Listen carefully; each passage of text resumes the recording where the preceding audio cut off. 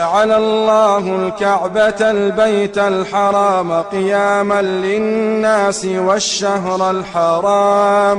والشهر الحرام والهدي والقلائد، ذلك لتعلموا أن الله يعلم ما في السماوات وما في الأرض وأن الله بكل شيء عليم. کعبه چې د عزت کور دی، الله تعالی د خلق د قیام سبب ګرځولې ده، او د عزت میاشت او د حرم قربانی او عامل ولد سروي. دا د دې د پوره چې تاسو پوه شئ چې یقینا الله تعالی پیږي په هر هغه څه چې په اسمانونو کې دي او په هر هغه څه چې په مځکه کې دي، او دا چې یقینا الله تعالی په هر شي باندې ښه پوه دی.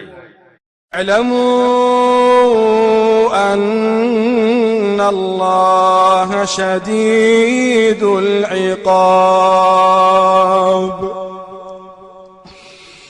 اعلموا أن الله شديد العقاب وأن الله غفور رحيم. تو سے پوشی چې بشک الله تعالی سخت عذاب ولدی، او دا چې بشک الله تعالی ډیر بخښونکی بے حده مهربان دی.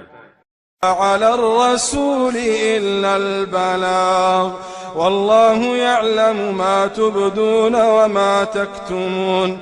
نشته د رسول الله صلی الله علیه وسلم په ذمه مگر صرف د حق رسول، او الله تعالی پیږي په هغه څه چې تاسو ښکارا کوئ او په هغه څه چې تاسو پټوئ.